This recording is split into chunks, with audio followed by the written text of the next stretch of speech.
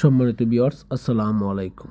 আমি আপনাদের সামনে একটি ডেস্কটপ পিসি নিয়ে আসলাম। যে ডেস্কটপ পিসিটি হচ্ছে কোর i7, যেটা হচ্ছে আপনার গেমিং এবং গ্রাফিক্সের জন্য অত্যন্ত শক্তিশালী একটা ডেস্কটপ পিসি। যে ডেস্কটপ পিসিটা তৈরি করতে আমি ইউজ করেছি core i7 14 generation, motherboard gigabyte, graphics card 4060। তারপর মাদারবোর্ডটা যে ব্র্যান্ডের ইউজ করছে এটা হচ্ছে গিগাবাইট ব্র্যান্ডের, আপনারা দেখতে পাচ্ছেন 760, অর্থাৎ এই মাদারবোর্ডের সাথে অল ওভার সব কিছুই আছে। এটার সাথে আমরা যে এসএসডিটা ইউজ করছি 6201 TB, অর্থাৎ 620 মডেল।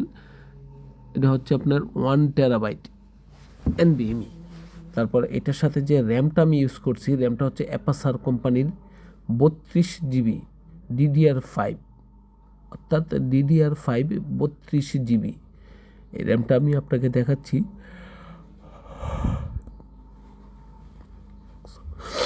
এসএসডি হচ্ছে লেক্সার। এই যে দেখেন, আপনাকে অল ওভার সবই দেখাচ্ছি আপনার। সম্মানিত ভিউয়ার্স, এটার সাথে যে আমরা ওয়াটার কুলারটা ইউজ করছি, ওয়াটার কুলারটা খুবই ভালো। এখন দেখেন আমি এটা অ্যাসেম্বলিং করছি, বা আমার টেকনিশিয়ান অ্যাসেম্বলিং করছে। এই যে মাদারবোর্ডটা আনবক্স করা হলো, মাদারবোর্ডের সাথে সবগুলা ইনক্লুড করা হবে। এই মাদারবোর্ডের সাথে কি কি আছে, মাদারবোর্ডের ভে আছে, সাথে কেবল আছে, সাথে পাওয়ার কেবল আছে, এগুলো আমি আপনাদেরকে একটু দেখিয়ে নিচ্ছি। এই যে মাদারবোর্ডের সাথে আমি এখন কি কি আছে ওই যে ব্যাক সাইডগুলো দেখাচ্ছি। মাদারবোর্ডটা হচ্ছে 4টা র্যামের স্লট আছে, হ্যাঁ, ওয়াইফাই কানেক্টিং আছে, ইউএসবি আছে, HDMI পোর্ট আছে। এগুলো আমি আপনাকে একটু যা শুধু দেখানোর জন্যই মাদারবোর্ডটাকে ঘুরিয়ে ফিরিয়ে দিচ্ছি।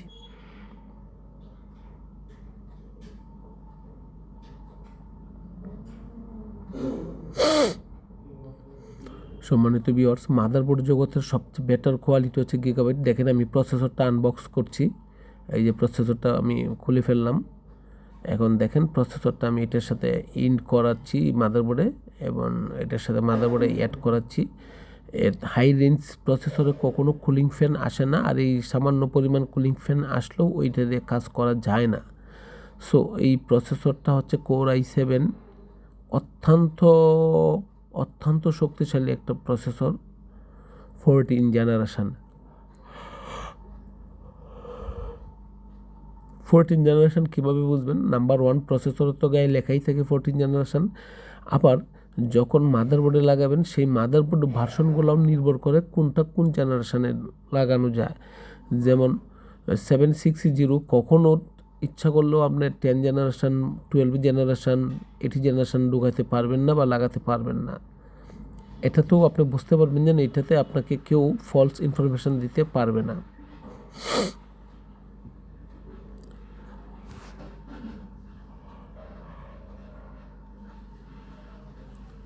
সম্মানিত ভিউয়ার্স, 2025 খান কম্পিউটার জোন আপনাদেরকে অনেক গোট প্রাইস দিবে। দেখেন আমি র্যামটাও আনবক্সিং করলাম, র্যামটা না এসএসডি।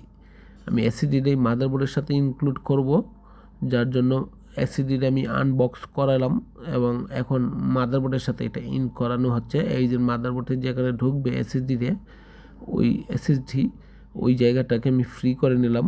এখন এই যে এসএসডি ইন করানোর পরবর্তীতে এই এসএসডির উপরে আমরা কি করব, একটা হিটসিং জাতীয় ডিভাইস আছে, যে ডিভাইসটা আমরা এই এসএসডির সাথে ইনক্লুড করলাম। এখন আমি যেটা আনবক্স করছি এটা হচ্ছে আপনার পাওয়ার ইউনিট যেটা আমি দিয়েছি, এটা হচ্ছে আপনার ডিপকুল 750 ওয়ার্ডের পাওয়ার সাপ্লাইটার সাথে কি কি আছে, পাওয়ার সাপ্লাইটার সাথে অর্থাৎ একটা পাওয়ার কেবল আছে, অথেন্টিক পাওয়ার কেবল, অনেক শক্তিশালী। তার পরবর্তীতে পাওয়ার কেবলগুলা দেখেন, এটার পাওয়ার সাপ্লাইয়ের সাথে যে কেবলগুলো আছে ইনক্লুড করা, অ্যাড করা, এটা অনেক লং ধারের থাকে, কারণ ব্র্যান্ডের পাওয়ার সাপ্লাই অনেক লম্বা কেবলের হয় এক, আর দ্বিতীয়ত অনেক সময় যেসব মাদারবোর্ড লাগানো হয় এইসব মাদারবোর্ডের লম্বা কেবল না হলে কেচিংয়ের ভিতর থেকে আসে না, যার জন্য এটা কেচিংয়ের পিছনে ঢুকানো হবে পাওয়ার সাপ্লাইটা যখন আমরা কেচিংয়ের পিছনে আমরা অ্যাড করার পরবর্তীতে এটা অনেক ঠিক ঘুরিয়ে পেঁচিয়ে যাওয়ার কারণে কেবলগুলো লম্বা হতে হয় এবং লম্বা দিতে হয়। সম্মানিত ভিউয়ার্স, যা বলতে চেয়েছিলাম, 2025 খান কম্পিউটার জোন আপনাদেরকে অত্যন্ত ভালো প্রাইস এবং ভালো প্রোডাক্ট দিবে, এটা অঙ্গীকারবদ্ধ। কেন আপনাদেরকে ভালো প্রাইস দিবে, কেন ভালো প্রোডাক্ট দিবে, একটাই কারণ যে 2025 খান কম্পিউটার জোন চ্যালেঞ্জিং হিসাবে অন্যান্যদের চেয়ে ভালো প্রোডাক্ট এবং ভালো প্রাইস হিসাবে আপনাদেরকে গণ্য করাবে।